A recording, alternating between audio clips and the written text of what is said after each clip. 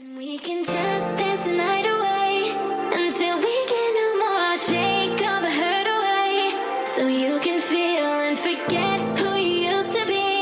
For just tonight, could you just dance the night away?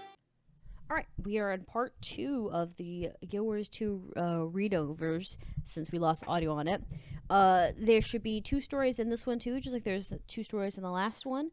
We'll be going to the comment sections a little bit more to give some of the commenters some chances to speak their minds. Obviously, don't go to these videos, and I'm gonna link all the videos below or link all the Reddit posts in the descriptions. Please don't go and cause problems. If you're going to put your opinion in there, make it be an honest and kind one, or at the very least, do not get violent with them verbally. Don't be uncivil, all right? Life's too short and full of nonsense for that. After this, there'll be one more part of these Guild Wars things, and then we're back to doing normal Guild Wars 2 videos, which are going to have basic game audio and me ranting and raving about my experience and stuff. And I don't know if we'll do any more Reddit stuff. If we do, it'll be over Web Fishing Tomb game as a game, so that it's like makes for great background stuff, and it gives me an excuse to play the game. So we're getting back into it. We're doing r/relationship advice, and I'm gonna play the audio for it. So give me a second for me to pull it up. Where did I put it? There it is. I've M36, become a grandfather and a father at the same time, and I'm losing my marriage. Oh, no. F30. Major help? When I was 20, I was in a very toxic relationship. She got pregnant, we moved in together, and it was horrible. It all ended when she told me my daughter wasn't mine, and I was relieved at the time. Ooh. I was 20. I left.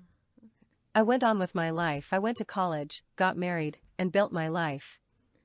7 months ago, a teenage girl contacted me claiming I was her father.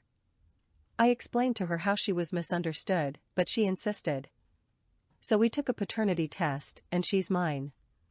The baby that I walked off on nearly 2 decades ago is mine, and I missed all of those years.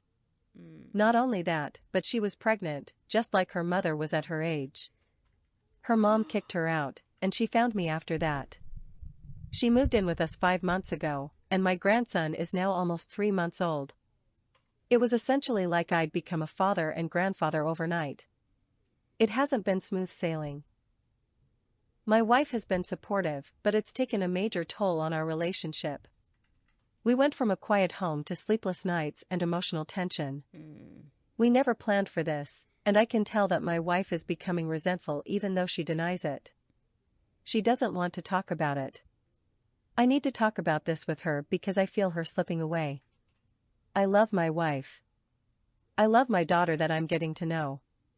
I love my grandson. There's so much guilt on my end because of all those years I missed. I don't know how to hold all of this at once, and I just need help. I feel guilt, confusion, and like I'm failing everyone.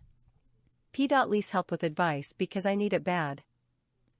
Okay, I actually have a thought here. I am appalled at the wife, the mother, not the wife, but the mother. The mother did this, and I'm really appalled for your well-being because she essentially denied you a chance to be a father, or denied you the opportunity to do at least be aware of this kid, right? Because I've seen several stories where there has been a father who wasn't ready to be a dad, but he still stayed present, paid bills, paid child support, was there. And then when he got out of college, he was much more active in the kid's life. Maybe he was still present. He just wasn't an active role, like an older brother, then became more of a father figure when they're married young. This is also another excuse for being very careful when you're a young person not to get tangled up in unprotected sex and stuff, so that you're not risking these things. Because let's be real, it's just not safe for anyone involved, even if you're an adult. Especially if you're not an adult. Don't be doing that if you're not an adult. But if you're like a 20-year-old adult living on your own, getting a job, going to college, whatever, you still need to be protecting yourself. Because when you're not ready to start life, if you're not watching to protect your life, it's going to become a problem. And my dad always said that to me, that protect your life, protect your goals and your need. He's like, if you want to have kids, great, but do it the right way. Do it planned. Find the person you want to have this kid with, get married, settle down, talk to them about it. He's like, get your ducks in a row. It's just safer. right? But even so, in the situation, I think the mom is wrong because she shouldn't have denied you a daughter. And I think it's wrong of her to kick her out because of the fact that she's a young mom. Because clearly she's no different than the people who abandoned her. Or maybe she thought she tried to drill into her daughter to not do these things and stuff, right? Whatever the case may be, trying to like kick your daughter out for this is horrible, and it doesn't help anything. It just makes it to where you're not going to see that grandkid. You really think your daughter's going to let you come back and see the grandkid later when the baby is actually more stable? And as far as the wife, I understand the wife would be resentful, right? I don't blame her for that. That's hard. But I do think going to counseling for the family, having a family council, couple counseling, and then trying to do some counseling with you and your daughter. Maybe that could be part of family counseling. I don't remember if they have a specific term for it. Just so you guys can talk out, so your wife can vent with frustrations privately. Because I do think your wife will want to vent privately about these things, you know? Another thing is that if you guys are well off, you could buy a nanny, or you can pay someone to be a nanny or to help your daughter with the baby and night feeds, because that's another thing too that you can do. I've seen people do that where they have someone that's a nurse that they have to come in and do night feedings, and they do a night shift, and that makes it to where everyone else in the family, including the mother, can sleep, and that makes it to where in the morning everyone can function. It's fair enough, right? It'd be like having that missing grandparent in a way, I do think you and your wife need to have some time. Maybe if you can't afford therapy, then you need to leave the house. You need to tell your daughter, "Hey, we're gonna go out to McDonald's. We're gonna go sit in the parking lot, and we're gonna have an ice cream. We'll bring you back something. We'll come back, right?" And my parents used to do that. That was their version of couples therapy. And they didn't have any like problems per se, but they would go out and they would go sit in a parking lot somewhere, eat a snack, or drive around town and have conversations without prying little baby ears. My grandmother would watch us, and then we got old enough to watch ourselves. They just left us home alone and kept their phones near them, right? So that was their version of therapy because it gave them time. Just being able to get out of the house and be away from a crying baby can help. And being away from the nagging, "Mom, I can't find my shoe, I can't blah, blah, blah, this," whatever the case would be. And this is a baby, so this is really hard for the dog, for the situation, because it's a 3-month-old, right? And the kind of thing. So, work with this. Another thing you could do is try and help get your daughter set up with a job, get her financially going, and maybe she can get a studio apartment somewhere, and then you could still babysit the baby, but at least then everyone's sleeping more soundly and your wife has her home back, because this probably just feels like an intrusion because there's 2 people. It could have been your 2 best friends, and it still would have been a lot more, just so suddenly having this empty house of just the 2 of you, and then suddenly there's 2 other people. Could have been her own family, and I think it would have irritated her. But I think that you could get her out and say, "Hey, look, it's okay to say this sucks, because this does suck. This is horrible on the mom's part to push this onto you." You could take your wife out for a date and say, "Hey, look, I'm really appreciative of the fact that you took my daughter and my granddaughter. It really shows me quite a great lot of good things about your character that tells me I really did pick well. But I want to spoil you tonight to get you away from the house where the baby's crying and stuff. I want to, you could lay on the love and affections along with being honest with her, because honestly, she probably just needs some support. Just needs to be a little bit reassured that you still love her and that she's still part of your priority." Or just to be away from the baby, because the baby's crying could be a lot. Because I don't know if you guys are planning to have kids with her or not. If you guys are child free or not. That kind of thing. But I also think you might do better by helping your daughter get on her own feet and say, "Hey, look, I want you to get your own job and your own stuff. I'll help take care of the baby as far as like babysitting, because I'm a grandparent and things, and we have chances and stuff. Or I'll help pay for nannies and stuff so that you can get your life going." Be supportive, more supportive than the mom was, because throwing a kid out or throwing your daughter out just because she has a 3-month-old baby isn't, even if your daughter's 24 years old, right? Assuming that. I don't know if it told us the age of the daughter, but even if that was the case, right? She's a teenage daughter. See, and that's the thing too. Depending on the teenager, if she's 18, there's probably nothing you can do, assuming it's in the United States. But if the daughter is like 16 or 17, call the cops. Call the cops, call CPS, because here's the thing, right? In most situations and in most states, that's a problem. She's obligated to keep them under control in that situation. And if she is underage, to be not technically adult, there could be other signs of something else going on at home. And also the fact that you aren't aware of the kid, right? So this could also be brought up into court case too, because technically it's parental alienation. She lied to you long ago saying the kid didn't exist, and you've missed on the opportunity to even choose to be part of this kid's life for so long.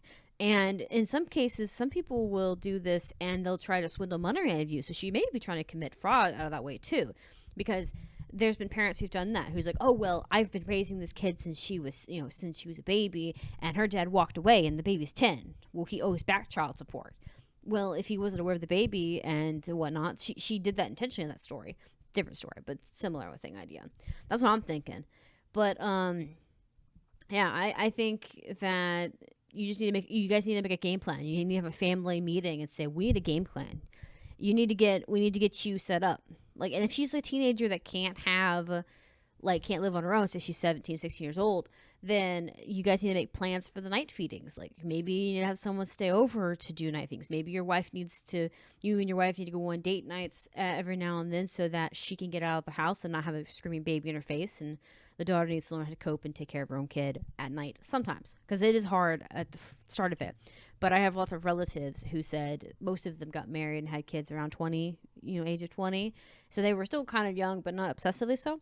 They always thought that it's important that you take care of your kid, that you comfort your kid every now and then. Because a lot of my aunts would help take care of the babies and help kind of calm them down too with their kids. But a lot of times the aunts would also tell them that they have to learn to quiet their own children because mom can't be there all the time. In this situation, dad can't be there all the time. So I think that's another thing to consider, is that this would give the daughter some chances to kind of learn to coast, to kind of cool her baby and kind of calm down. And also a lot of parents and relatives talk about why those night feedings seemed very brutal at first. They get easier, and they wouldn't take them back once they've had them happen, because there's something, the memory of holding their babies in the night just left a really good impression on them. As someone who has helped raise a child myself, because my little sister is like 10 years difference from me, we knew she was planned. We prepared for her. My mom and dad said, hey, we want another kid. What do you guys think? It was a family debate when my little sister was decided upon. I've told my little sister, you were chosen. We picked you. You were a council debate voting. But anyways, my point being is, when my little sister was little, I had to hold her some nights. When my mom was coming in to get her food, she'd go grab the breast milk and I'd hold my little sister while my mom did that. It wasn't really a requirement, mind you. It was just easier. It was easier for two of us to take care of the baby at night. And then sometimes it wasn't me. Sometimes I'd get up and I'd come in there and I'd see my other sister in there, who's the second eldest, and she'd be helping mom. And then they'd be like, nope, we've got the diaper, go to bed. There was 4 of us to take care of that one child. That child couldn't get away with nothing. So she had to get creative when she wanted to get away with things. But growing up, it just was more logical in my household to just have us all help out and take care of the little one. And it made my mom and dad's experience so much better this time around, because there wasn't just them taking care of us. There were 2 other adults. We were teenagers, but we were basically functioning adults. We could be trusted not to burn the house down. That was good enough. To help change diapers, to chase after her in the store, to hold her food, to clean her up, to wipe the spaghetti off her face as it's covered all over her face. She had someone, right? But my mom always still tried to take the majority of the night feedings. And I asked her one time, I was like, Mom, you don't have to do that. We can take care of it. And my mom said, no, this is my child and my responsibility. And she goes, and besides, she goes, why I'm sleep deprived and it does wake me up and stuff and make me tired. She goes, there's nothing more nice than holding a sleeping baby after you've coaxed them back to sleep. She goes, you feel powerful and you feel just more love. And my mom's way of thinking is it makes her love her children more because she got them to go to sleep, and then she gets to sit there and enjoy the beautiful, restful face that babies make. And I won't lie, babies make some cute noises and they sleep in the most adorable way when they're sleeping. So, my point being in this situation is that work out some kind of arrangement where you guys are on a routine helping each other with the baby, and it'll make it all bond and stuff. And if your wife doesn't want to be involved, that's also fair. But I think that as long as you guys are all working together, that's the thing. And I do think counseling will help you with that. But we're going to read some comments and see if anyone else has some input that might be useful. Someone's got a long one. It's Frojan. Frojan. Sorry if I butchered your username. I mean, the obvious advice here is couples counseling and also family therapy for you and your daughter both. Nevertheless, I feel like you need to give us more info. Oh, they're asking for more info. What about the father of your grandson? Where is he? How old is he? What about child support? Oh, that's a good point. What about your grandson's father? What does your lawyer say? Number 2, what about child support from your daughter's mother? Again, what does the lawyer say? This is true, because you could be on the hook for that. 3, or that your mom owes it now, because if she's underage and she's living with you, the mom may owe you stuff now. 3, how is your day-to-day life looking now? Is your daughter still going to school? Why do you all have sleepless nights at the same time? As in, are you and your wife raising your grandson and taking care of all night shifts while your daughter gets sleep? What's going on? Yeah, that's it. Take shifts. My mom and my sisters and I used to take shifts. We didn't plan shifts. I'd wake up, come in there, see if there was enough people. If my sister wasn't in there, it was my turn. That was how it was. My mom was always on duty, or my dad was on duty. There's a few times I saw my dad being in there because my mom was sleeping. But like, no matter who was on there, as long as there was 2 people in that room, the other people get to sleep. There was one night my sister was screaming bloody murder, and all 4 of us showed up because she was screaming, and my sister was trying to comfort her, and she was just being a butt. And my dad was standing there saying that she was just being particular. And so my sister handed him the baby, and she stopped crying. Like, my dad had went and got her had gotten like the milk and stuff and diapers. He was prepping things when me and mom showed up, and my sister just wanted to be held by my dad. That was it. That was her only complaint. Like, because she didn't have a dirty diaper. They got the diaper supplies just in case. She ate a little bit, but she really didn't want to eat. She just wanted to be held. And my dad is the nicest one to hold. Like, is the best holder or hugger. We always teased about the fact that he was the more nice to hug and fun because he was like a giant bear. So, but like sometimes that happens. But most of the time, we wake up, see the person go to sleep, go back to sleep. One time, I got up, went to go help my mom. My mom's like, "I got it. Don't worry, go back to sleep." And I was like, "What if And on my way back, I saw my sister waking up to come and help, and I said, "Go to sleep. Mom's got it. Mom wants to have time, right?" But those situations were discussed, and we didn't mind. We didn't have an issue. We went to sleep. My sister eventually got to the point where she knew that someone was going to come and get her. She got to the point where she realized she didn't have to scream her head off. She just had to make one little squeak, and I was up. And if I was up, someone else was up, because I'd walk through the house because I shared a wall with that kid. So that's what happens. My mom also had the ears of a bat. I don't know how she heard it from her room, but somehow she always did. Anywho, but we're continuing with this comment.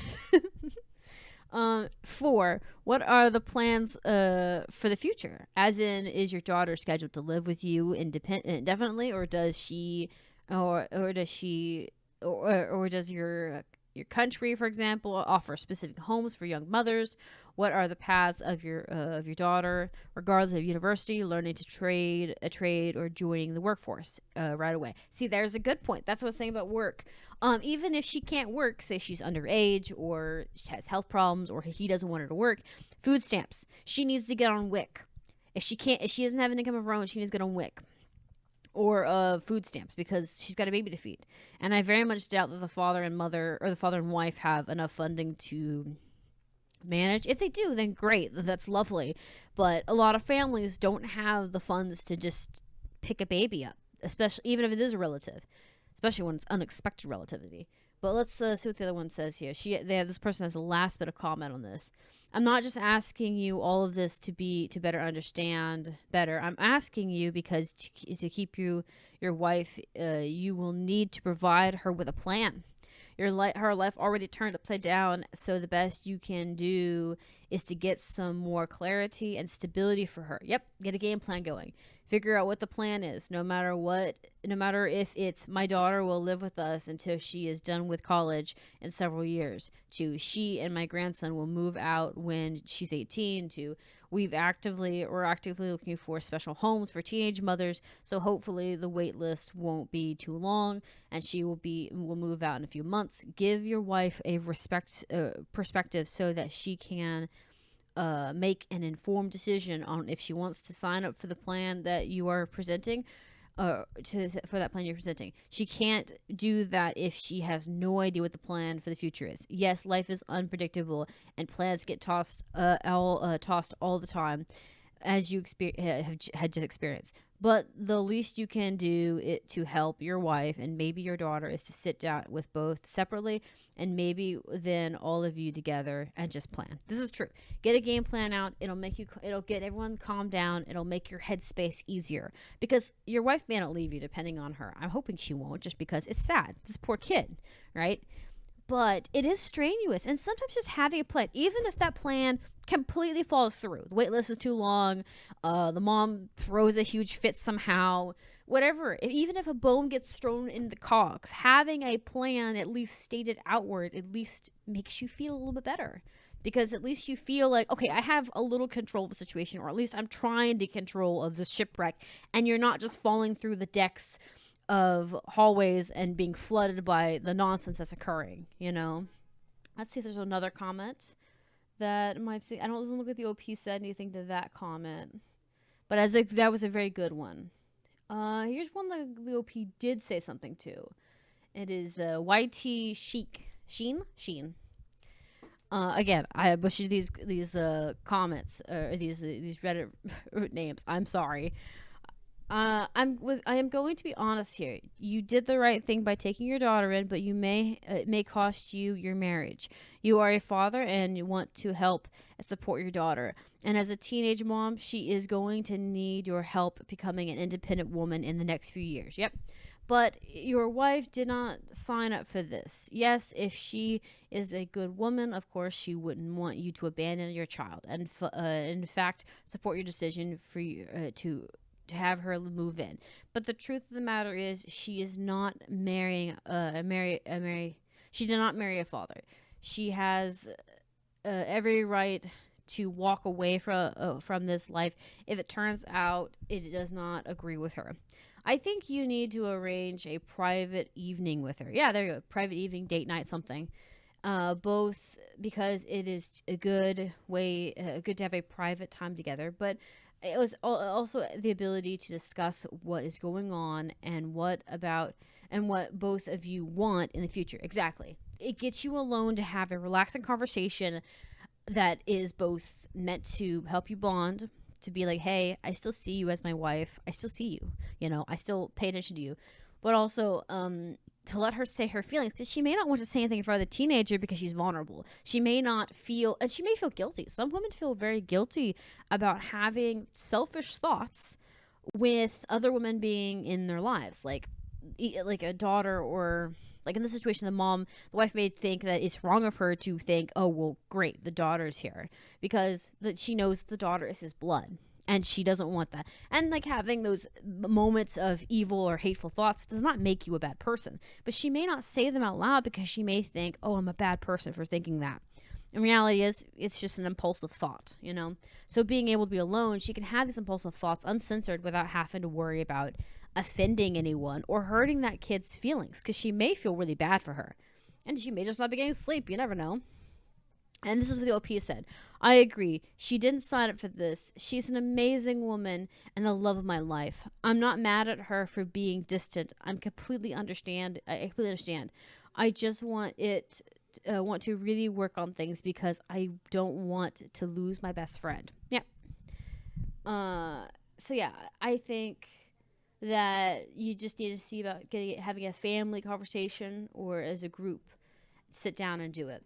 You know, have this discussion because there is options. Also, the mother's a jerk for that. Okay, we are going to move on to the next story. And give me a second. Oops, sorry. I need to pull the link up so I can read the comments. Give me a second. I kept all the links saved on a sticky note so that I could just pop them in when I was ready. I didn't feel like trying to have them all in different tabs this time. I could have. It probably would have been better, but I didn't think about it. 7F, was I insulted multiple times by my fiancé's co-worker, and he, 31M, did nothing and blamed me. What to do next? We arrived at my fiancé's co-worker's home at around 7 p.m. I arrived completely sober and ready to socialize with the other wives/GFS. It did not take long for my fiancé to not defend me from a drunk guy who kept calling me a midget. For context, I'm a very petite woman and his co-worker decided to drunkenly joke about how short I am. My man stayed silent while I tried my best to laugh it off and tell him how I have done my research and I am not a legal midget. I thought that would be the end of it, as in my professional position that has been the extent to the conversation when it comes to be very petite height. But he persisted. This grown man continued to call me a midget throughout the night and I did my best to not acknowledge it and continue my conversations with the other wives/GFS of the group. It wasn't until after he and his fiancée left that the others brought up how rude and disrespectful it was how he was speaking about me. I was aware of the insults and digs. I also took note of how my man did nothing. He not only let me fend for myself but either did not defend me after the first insult or just chose not to intervene. After living 27 years as a very petite woman at 4 feet 10 inches, I have become used to the usual questions and rude comments. But when I am with the man I plan to marry, I certainly accept him to at the very least tell another man to cease calling me a midget. I did not even get that from my fiancé. On the way home I told him how I felt and somehow he turned it all on me and he stated how I was the problem for not explaining the issue right then and there in front of him. I felt I was back in middle school all over again with no one to stop the insults. I cried on the way home in the Uber, but somehow I am still the problem to him. So I have taken my space for tonight to be able to sit and think alone with what I want/need to do next. Any advice or insight would be greatly appreciated.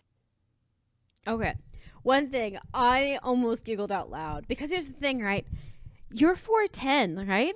I'm 4'11". I'm only 1 inch taller than you, and I know exactly what you're like feeling. Oh my God. Like, okay, and I also have Googled the fact that I am not a legal midget. When she said I'm 4'10" and I have checked that I'm not a legal midget, the height, I was like, oh, are you me? Are you do you have a different name? Are you my twin? Because I've done the exact same thing. Here's the thing though. There is a difference though, right? I don't mind being called a short because I'm aware that I'm short and I am sassy about it. All right. I have a lot of women in my family who are short. It did bother me growing up that I was short for a little bit, but I got over it pretty quickly for me. I have other insecurities. That's not one of them. I'm definitely always the one saying I'm small, but I'm feisty kind of person, right? That's my attitude about it. And I've had friends I've had friends throughout the years put their hand on my head and use me like a shelf to rest their arms on, like a dresser in the middle of the elevators. I've told my fiance I don't like people doing that. He still does it to me. I just kind of let it go. Not that I get really mad at him. It's more of a joke than anything, right? It is what it is for me. I don't find it as a sensitivity for me. But that doesn't mean that it's not something to be serious about, right? If you don't like people making comments about your height or picking on you, and especially since the other guests said they noticed that it was rude, which makes me think that these weren't jokes, right? I've had so many friends and fan members and strangers throw pot shots at me for my height, and I never once felt attacked. All right. There's a big difference between being attacked in a public scene and being joked with, right? And if other guests were noticing it, especially with you persistently saying, I don't like that, I don't like that, I don't like that, that to me screams about him not respecting boundaries. And honestly, that's just not funny, right? I didn't like people making fat jokes about me for a long time. Now I make all kinds of fat jokes because my line of thinking is different. My mental state is I'm not going to be fat forever because I'm working on losing the weight, right? That's an insecurity that I've snuffed by saying I won't be fat forever. But I don't mind people making jokes now because, whatever. I don't like people making jokes about being stupid, though, because I'm still very insecure about the fact that I'm not as intelligent as I would like to be, right? I won't lie about that. It bothers me. But I try not to let strangers bother me because they're not someone I care about. In this situation, though, she's in a social situation, in a party, or in a group of people, right? It's harder when when these are your coworkers or when you're around your fiance's coworkers. Because what she's seeing is that you're letting them disrespect her. You're her fiance, and these are your coworkers. The fact that you're not putting your foot down speaks volumes about the situation, right? And that's the problem, right? This isn't your friends. If these were your friends, I could see you being like, you had to put your foot down more of like, hey, that's not funny, right? It'd be like going around, I'd ask your fiance, how do you like being called shrimpy? Because that implies something way worse than what is going on. But it's the same kind of concept. It's an insecurity. It's something that hurts. It's a sore spot, right? And also, here's the thing. This is another thing I don't think a lot of people realize with our from tall men, I should say. A lot of people that come across a short woman, short women get ludified quite a bit. That's not even a joke. I've had this conversation with other women that are about the same height as me or a little taller, about like, you know, just under 5 foot tall, if not at 5 foot tall. There are men who are creepy about women who are smaller because they see them as petite and they see them as like dolls. I've even had a guy tell me, man, I love short girls. Girls are like, they're like petite little dolls. No, that's not how that works, man. I judge you every time for that. Every time I hear his voice in my head think that or say that. But that's the problem, right?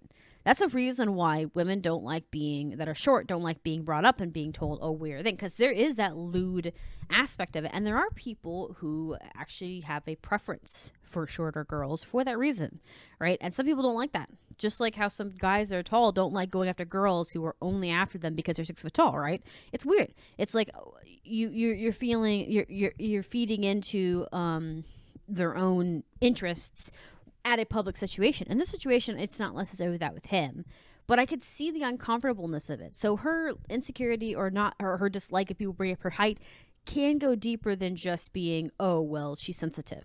This isn't about just sensitivity. This is about feeling disrespected and potentially feeling like she's being made fun of for something she can't help. Just like you can't making fun of somebody for their own skin color. It's stupid, right? It's dumb. I also don't like the fact that this guy seemed to be constantly on her with the same joke. Personally, my favorite line to say when people are pestering you with the same dang joke is, did you run out of jokes? Should I buy you a joke book the next time we see each other so you have more material? Because your material is getting old, and it's getting old fast. You know, when you say that, people kind of don't know what to say to you, especially if you say it with a lot of sass. This is part of the reason why I said the shortness in my shortness got... My short jokes that people told me growing up got really cut short quickly because I wasn't afraid to snap back. You know, I would be like making all kinds of horrible jokes about it. I had one guy come to me one time who's joking with me and he says, man, you're so short. And I'm like, I'm not as short as your attention span. And he just giggled about that because we were classmates. We were just messing around. But I armored that. Anytime anyone had a joke about my height, I had an armory just ready to go of just things I could say and do that would just make people's heads turn because I liked being sassy in that regard. Again, in the situation, you're not expected to be sassy. And with her, she's in a situation where she's at a coworker. She doesn't want to embarrass herself. She doesn't want to stand out in front of all these people because these are not her coworkers. They don't, it sounds horrible, but they don't matter. But their opinion for your fiance matters. So I feel horrible that you feel pressured to have to defend yourself and that you felt like you were defenseless when he should have put the foot down. He should have been making the statement of, my fiance said that's not funny, stop it. Because if he had said something, she said just more than once. If your fiance or your partner or your friend says, I don't like that, I don't like that, I don't like that, and you don't equally say that in return at the argument, then you're a jerk. Because your partner has stated a boundary and this coworker isn't reinforcing it, so maybe you should put your foot down. At the very least, it makes you look like a united front. Because if you don't, it makes you look like an idiot, which is probably why the other people at the party thought that this looked like bullying, because she's dealing with defending herself and you're just standing there like dead weight. You don't even have to say anything mean. You can just be like, hey, dude, she said stop. That's not funny. It's not funny. We don't find it funny. I like my girlfriend for how she is, and she's not short. She's perfectly normal, or she's fine, right? You don't have to be mean. Just say, that's not funny. As soon as you say anything is not funny, and you say it with a deadpan face, and especially if there's more than two of you in the argument saying that, people stop laughing, right?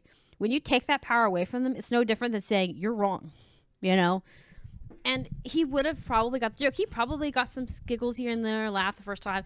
And so he's just probably trying to ride that public viewing of him. But best way to do that is to snuff it out, being like, you ain't funny. That's not funny. Leave her alone. Don't talk to us anymore. Put your foot down. And let's see here. I'm going to read some comments. It says, Rich F3. This is their comment. My husband and I met at the company we both work at. One day, a client got rude with me, and he stepped right in. Ooh, a knight in shining armor. Love that for you. He could have easily been reprimanded or fired. Recommended or fired. Or fired. This is his livelihood. Ooh, yeah, that's true. He didn't care, and he asked the man to watch the way he spoke to me, and if he'd like to speak to his wife that way, or if he'd like him to speak to his wife that way. Ooh, flip it. Ooh, I like that. The man was in with his wife and began to backtrack and try to blame me and my husband. And my husband cut him off and said, "You can either apologize or leave, because we don't need your service as a grown man disrespecting my girlfriend. And I'm telling you, you're wrong. You're wrong to do. Do you want me to disrespect your wife in the same manner?" And with that, the man backed down and mumbled an apology and walked off with his wife. Your fiance needs to do better, and if it can't be promised, they promise you there. Then there are other men who will. See, that's the thing. I 100% agree with Rich, because here's the thing. Here's why I say this: if they're going to disrespect your partner, they don't respect you. My dad always said that, right? He always said this. Whenever we as his kids would disrespect his wife, he says, when you disrespect my wife, you're disrespecting me. And I remember at one point I said, well, she's my mother. And he goes, well, she's my wife first. You came after our marriage. You came as a product of our marriage. He goes, I am your father, and I am her husband, and I will defend that woman with all of my might and armor and strength, because she is my partner. And honestly, as an adult now, I respect the hell out of my dad for that, because my dad didn't just do that because he owed my mom anything. He did that because he made a promise to her before I was born, through sickness and through health, to take care of her. And he would back her up in an argument. But also, when I'm out of the house, he has to live with her for the rest of his days. And if he can't defend her to his own children, then how is he going to be able to protect her in any capacity? My dad did it at the sake of his own honor. And as a woman, I took that into the same case as well, right? You defend your partner, because your partner is half of your honor. And having someone disgrace them or try to make a joke or try to insult them does not deserve your attention or your business at all, because that's disrespectful. Now, the OP did reply to this person's comment, so I'm going to read them. Also, the OP's avatar is very beautiful. She goes, thank you for this. I just expected so much more from my fiance. I had to defend myself so much throughout middle school/high school, and I really thought that it was over at this age. Yeah, I get a lot of comments on how short I am throughout my job in healthcare, but never so rude or I thought my future husband would be at the very least would try to tell him to stop or chill out. Yes, see right there. See, that to me, the OP just confirmed what I was saying. She's probably been pestered about it, because here's the thing. You get pestered about anything in your life that is different, right? You get a big mole in your face, someone's going to say something about it, right? Because people are insecure, and so they're going to poke and point at you all the time about the problems with you, because it makes them feel less creepy, less weird, less unusual, right? And like, I'm the same way with my own stuff in a way. I like reading Reddit posts and reading stories because it makes me feel better that my life isn't as dramatic. But, I don't make fun of people by their face or expressions. I don't care. I don't care if you got a mole in your face. I don't care if you have a scar on your face. Good, as long as you're happy, that's all that matters. And you're not in any risk of being hurt. But my point being is, people are dramatic. And we are all drama queens. And we all want to sip that tea. And we all pretend that we're not sipping that tea. It's a lie. And the two of them, Rich and the OP, do have more of a conversation. I will leave that in the description. Leave this there with that, so you guys can go read their comments more. But it seems like they're having a nice conversation here, and I'm glad they're getting some support. We're gonna read another comment somewhere, and we'll see if I can find one that has a different perspective. I haven't read through all of these, so we're just kind of going through randomly, seeing which one kind of piques my interest. Let's see here. Mango Mambu? Is that Mambu? Sorry, it just seems odd. It's a nice name. I think maybe the fact you weren't saying anything or just ignoring it, maybe everyone else thought you and them wanted to ignore it as well. They didn't want to overstep if you were just ignoring it. Maybe if that was the case, but I don't think that was the case. I think she said multiple times in the situation that she had said, that she had brought it up. Maybe they should have pulled you aside and asked how you were and if you needed help. But in my experience, generally people are terrible in these situations, and no one wants to be confrontational, and everyone tries to just read your mind with what you do. Yeah, see, strangers will base it off your actions because they don't want to overstep, because people can react negatively and they can be aggressive. So a lot of people guard themselves in public and prevent themselves from getting hurt. I've had this happen. I've had people get mad at me for opening doors for them because, God forbid, I open a door for someone's mother. Oh, God forbid. But in social situations, it's even more complicated because maybe but I think she said that she wasn't okay with it multiple times. And at that point, maybe they were waiting for the fiance to step in, because I've also seen that too in crowds where they're waiting for the other man or woman to step in to be the hero, and they don't want to take the lightning from that, to take their chance of being the hero in that story. I saw it with my own friends before. I had a friend whose boyfriend was being really rude to her. Well, he wasn't being rude to her. He was ignoring her, and his brother was making comments that were very borderline gross. They weren't necessarily inappropriate for her age bracket. They were just nasty. He was making comments about her hair looking dry and brittle and some of that just stupid stuff. Things that don't matter to him. He ain't dating her. But the boyfriend was mad at her for something petty and unrelated and was just letting her taking a beating from the situation. And the rest of us were waiting for him to step up and say something. Eventually, me and one other person stepped up and said something mouthy to him about how, if you got nothing nice to say, go somewhere else. We don't need your drama. She could just hang out with us girls, because none of us were dating. We weren't trying to step on her toes. And we still got chewed out for that. Because after we shooed away her boyfriend and his brother, she got mad at us by saying, how dare you stick your nose in it? They're just joking around. And he's just being a moody butt. Blah, blah, blah. She was mad at us for almost 2 or 3 weeks after that before she broke up with him and was like, yeah, sorry, I didn't mean to overreact, right? So sometimes you being in the in about things can make people also lash out at you. So it's I understand why strangers don't want to step in a situation that doesn't require anything. It's not really a violent situation, but it is still annoying. Your fiance should have stood up for you, but he was probably felt awkward, and for the most part, people tend to let awkwardness win. We can all put him down, but but from my experience in these situations, no one ever says anything ever. I will, and no one backs me up until later in private they say they agree. Yeah. See, that's something too. Sometimes the bold don't get support until later. They get, that kind of thing. But I also think that it sounds awful. I don't think that it makes an excuse. Even if if the husband or the future husband, the fiance, lets the awkwardness win, then he's not worthy of the situation. Because here's the thing, there's gonna be you're an adult.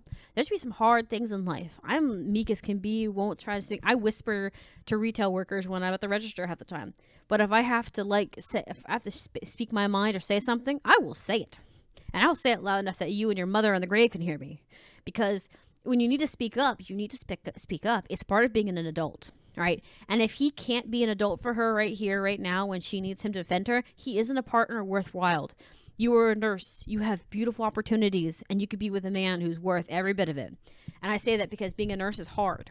You don't need a man who's got a jelly spine. You need a man with a steel one. It's going to be rough. But the OP did reply to this person's comment to Mango, and it says, I definitely see what you're saying, but unfortunately I did say something to him because he would not stop his comments. I ended up having to be the one to tell him enough is enough. I just was my fiance, who I got along with really well with, and my own fiance, his fiance, who I got so his wife or his girlfriend, and my own fiance, who both actually knew him, would have maybe been the ones to tell him this time it was time to drink some water. I only knew this guy for a few hours before he started speaking to me that way. Yeah, he was too casual with you, too. That's the thing. And like I said, maybe the guy is just overly, bubbly. Maybe he's very in the room. But still, yeah, your fiance should have defended you. Shame on him. We're going to be moving on to the next video. It's going to be 2 more stories. And it's going to be part 3, and that'll be the last parts of these. And we go back to normal Guild Wars 2. All right, this is part 3 of the Guild Wars 2 readings, reading Reddit stuff. It is being placed over the Guild Wars 2 stuff since we lost audio. After this, all Guild Wars 2 videos will basically just have the basic Guild Wars 2 audio and me commentary and stuff.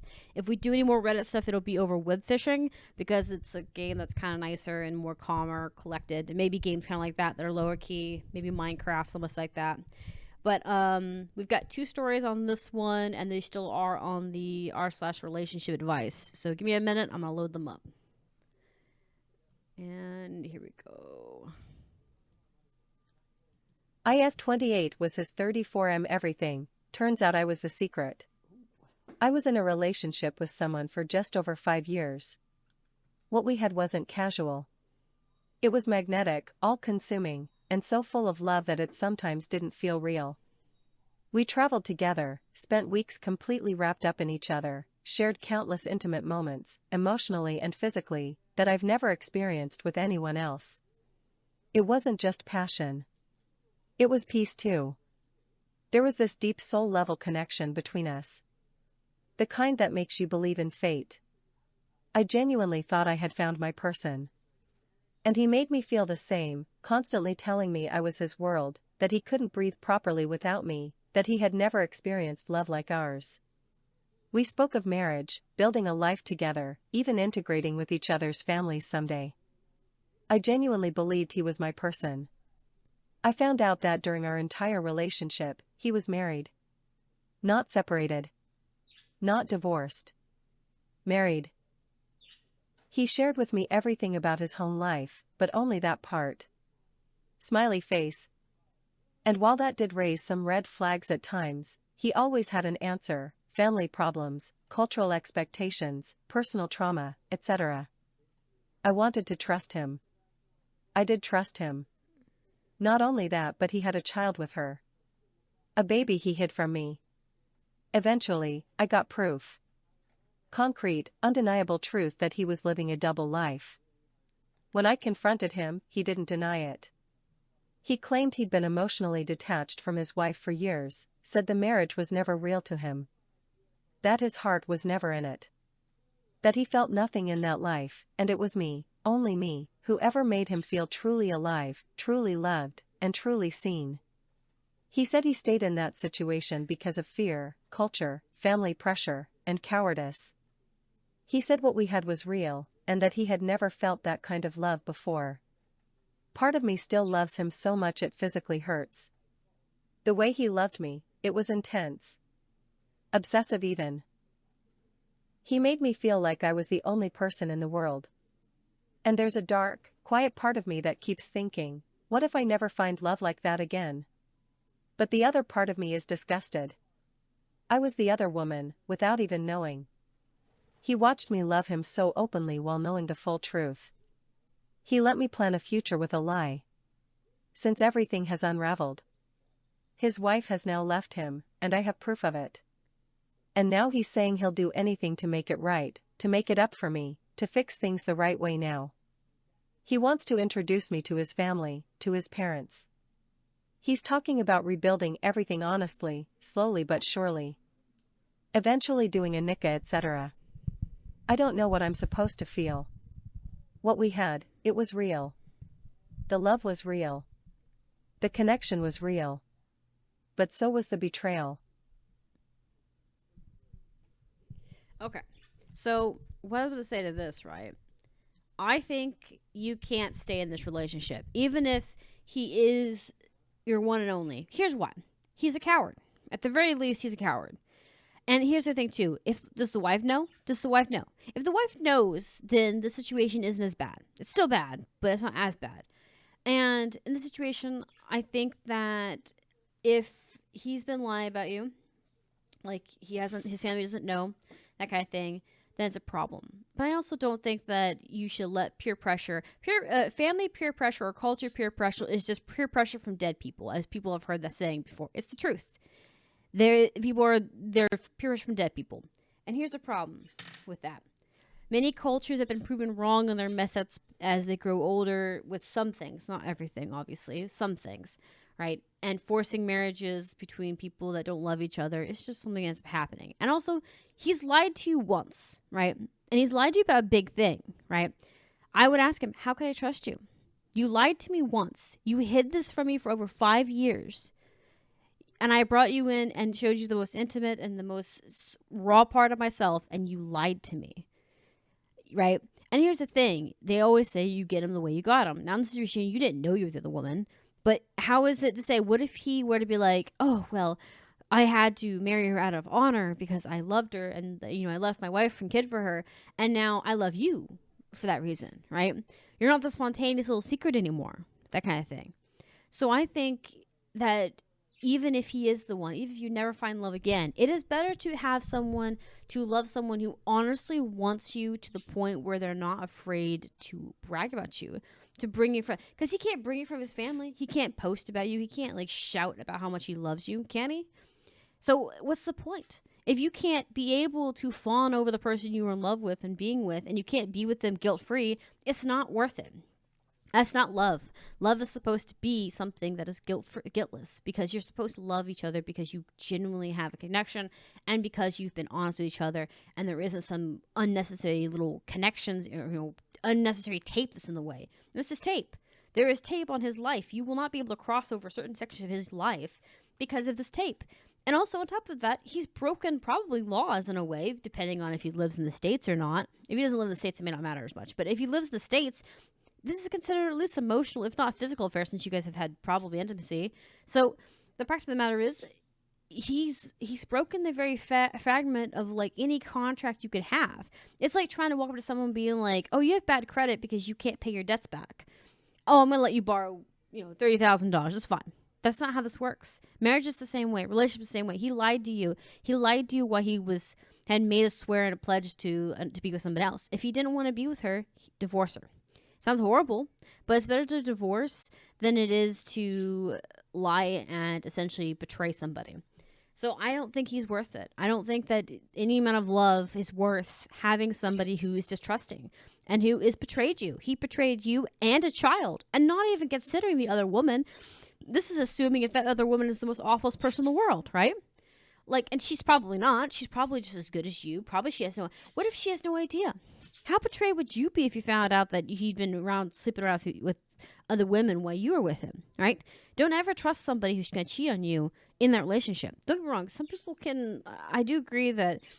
I don't agree that people can change from being a cheater. I won't lie about that. But I'm overly protective of myself.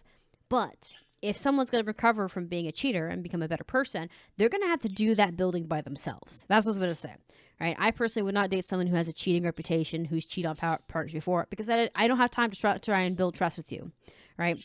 But if you are someone who's cheated, then you need to rebuild yourself up alone, because that's a personal problem on your part. That is a problem that you've made. That is a decision you made, and you need to fix it. It's like a drug addict, right?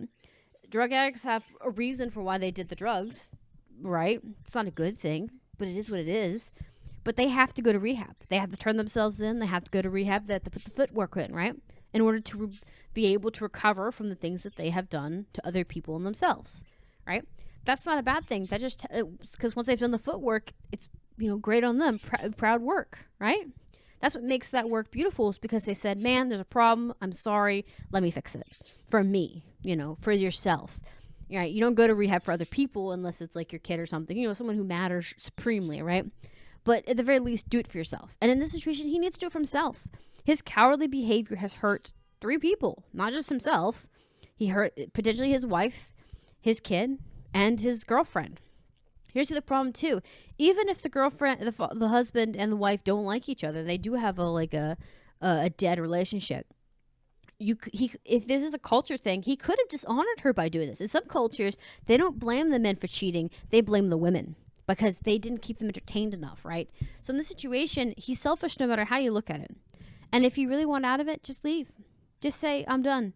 He could have brought up, and if the woman wasn't into it, she may have broken up with him, be like, let me be the excuse. There was a story like that where a guy wasn't in love with her, but he married his wife to escape their home country, and she did too. But their relationship was never about, they never loved each other, and they knew that. At some point, he found a woman or a partner, they never really listened to who the partner was on Reddit, that he wanted to be with. And the wife said, okay, well, we should get divorced so you guys can get married. They were aware, she was aware he was dating him, and actually, she was aware he was dating someone. I can't remember what gender it was, and that they were okay with that in this situation. They were just doing it to stay in the United States, right?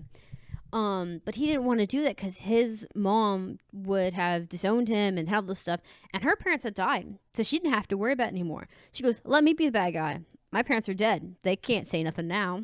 I don't have to worry about the peer pressure. So she made it seem like it was her thing. She made it seem like she wanted a divorce, that kind of thing. And it made it to where her in-laws were mad at her, but they weren't mad at him, and he got to marry the partner he wanted to marry. That kind of thing. And even in that situation, that might make sense. But this isn't like that, because I get the feeling he hasn't told them. So, but in that situation, she was lucky that her parents, she said that it's not bad. She was kind of lucky her parents weren't around anymore, because of the fact that they couldn't say nothing. It wouldn't have hurt her to be the bad guy. That kind of thing. She got her kid. That's what she wanted out of it. That kind of thing. So we're going to move to some comments here before I wrangle too much, because I want to know what other people have said. Someone says, what you described is out of a novel, meaning it's not real and never was. Obsessive even. Isn't a good thing. It is from, I can't say the name. I'm going to try. It's too much. We're going to call him D. It's a sign that something is wrong when someone pretends it this hard and lays it on this thick. It's only responsible to question what their actual motives are. Exactly. They are absolutely right. By laying it on, I think this one's name, Krampus is part of the name of their username. But yeah, they're right. Laying it on thick means that they're trying to compensate for things.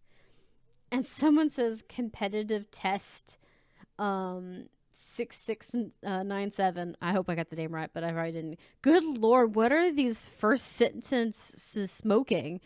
Would cringe. Jane Augustin would cringe at this gruff.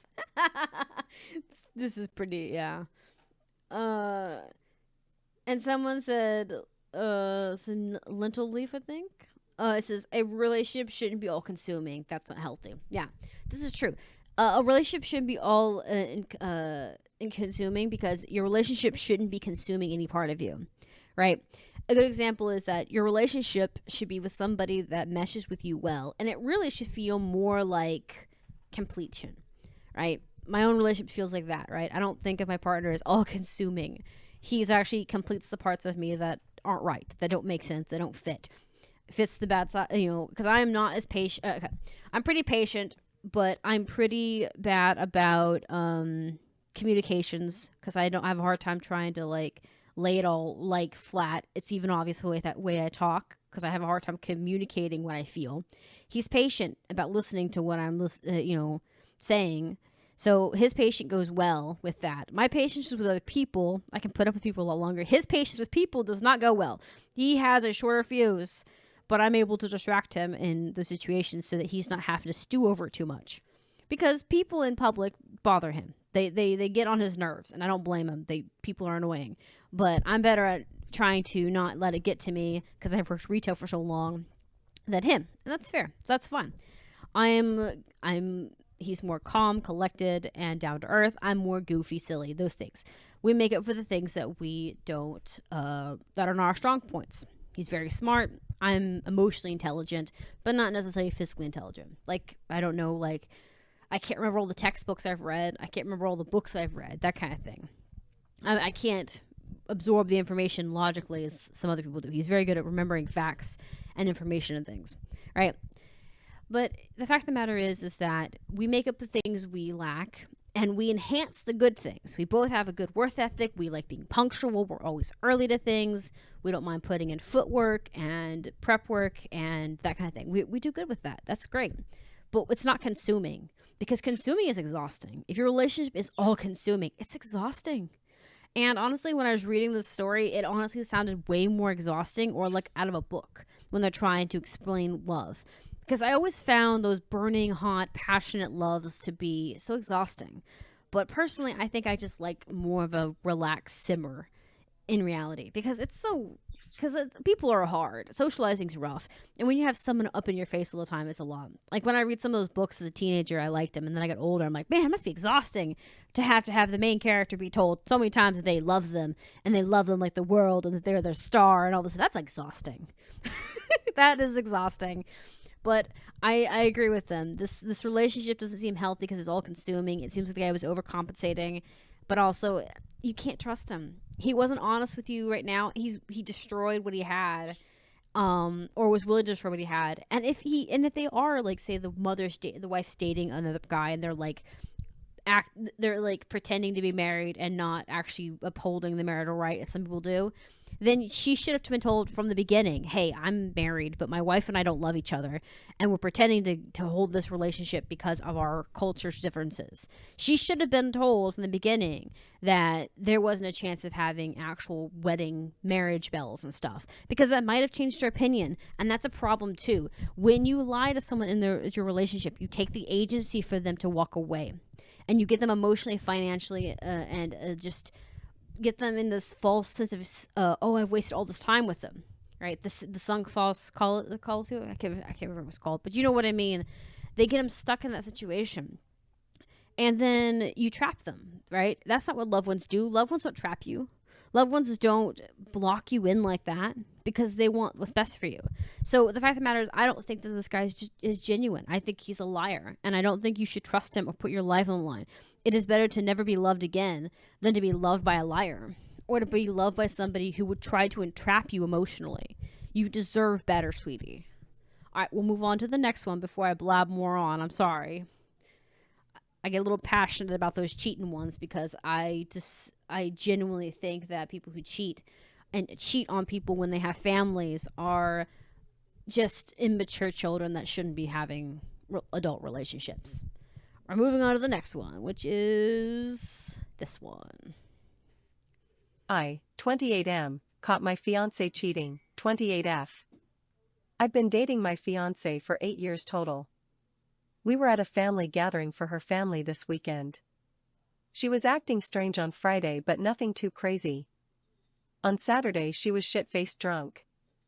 I saw a text come across her screen from a family friend that said something along the lines of, well, I'm sorry you feel like you need to puke. I can't do much, but I could come kiss you and make you feel better, face blowing a kiss.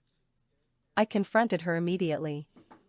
I know this was a terrible idea, as she was drunk and I didn't have any specific proof, but I saw the message. I couldn't just ignore it. We talked for a couple hours and she admitted a couple things. 1. He kissed her last week, even though she said number 2. She was still texting him since the kiss. 3. She did flirt with him in those messages. We both agreed that we had been growing apart these last couple years. In my mind, I just assumed this is what happened as you progressed in a relationship with people. I loved her as much as the first day, but admittedly was not putting in the same amount of effort. She agreed that we were both phoning it in, essentially. She told me that she was afraid to tell me about the kiss because I have a tendency to hold grudges. This is actually very true. I do hold grudges very badly and have nuked relationships with family members before. She did say that she planned to tell me, but she just wanted to wait until after this family gathering. Unfortunately, I don't know if I can trust her word. We were at her family gathering about 2 hours away from our home. I left and drove home without her. Her parents are bringing her home tomorrow. My heart is shattered. I love this woman. We've built a family together and I never imagined having to go through anything like this. I just want advice on what I should do. I've always felt that cheating is forgivable in very specific circumstances. Like kissed a stranger at a club and immediately told you, but this one seems so much worse than that. She didn't tell me. I had to find out randomly and watched my life shatter in slow motion. Is this situation something I should even consider attempting to fix? How do I even think about moving past this? It's 8 years of our lives. I love her so much, but I don't know how I can trust her again, or if I even should. TLDR, watched soon-to-be wife receive a text message implying cheating, confronted her immediately, she admitted to a single kiss and flirting, and now I feel like my life has exploded. Okay. This is what I was saying about earlier in the videos. I think it was in the part 1 or 2 about how if you feed into it, it becomes more, right? So the fiance in the situation, she was complaining about how she felt that you guys were just phoning it in, and then proceeds to engage in this situation. The kiss wasn't her fault, per se, but the flirting was, right? This is the thing. She fed this. She cheated on you. At the very least, she tried to monkey branch onto somebody else with you. You don't need to be in a relationship with someone like that, because here's the fact of the matter is, you feed into that, right? And I hate when people are like, oh, but he's my soulmate, she's my soulmate, blah, blah, blah, blah, blah, blah, blah. That's bull. It's bull, okay?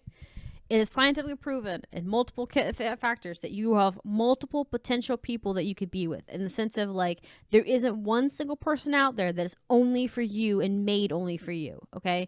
You have options. You're not Adam and Eve. You have options, okay? So just pick someone else. And don't get me wrong, you don't have to pick someone, you do have to pick someone who fits your curriculum, okay?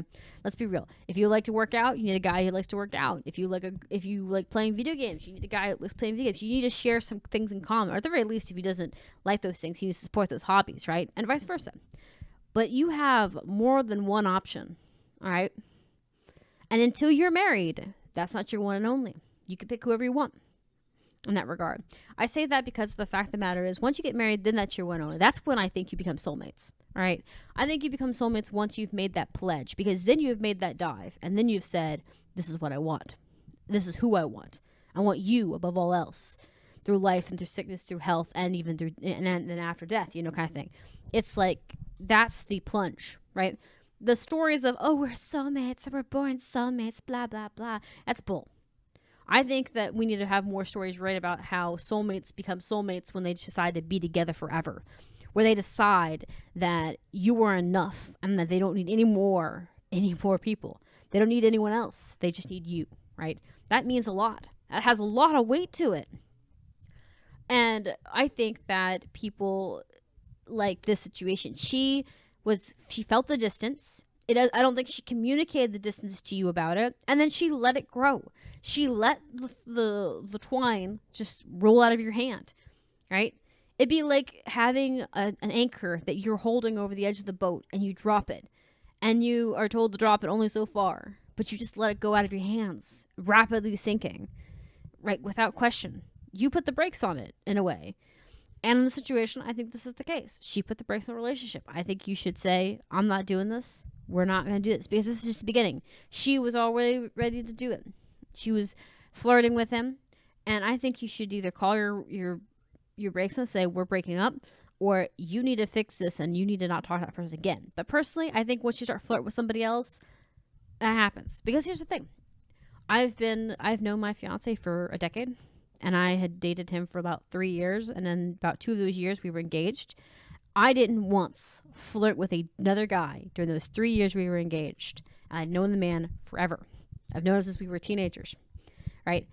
I had no desire to be with anyone else because I was with him, and I was happy with him, and I'm still happy with him. And I'm going to be happy with him when I'm 50, 60, doesn't matter, right? Because that's how it is. And if I don't get happy, I'm going to bring it up to him. And if nothing gets changed, then we will move from there. In this situation, she didn't really fight for it. And if she did say, hey, we're just going through the motions of the oceans here, can we do more? Then you could, then it's on you for that. But at the same time, it's like, you guys have to both contribute. She, did she do anything to kind of spice it up? Did she say, hey, you know what? I feel kind of distant. Let's go on a date. Let's go do something. Let's just sit here and watch a nice movie and cuddle up, right? Did she make any efforts? No? Well, then she has no right to complain.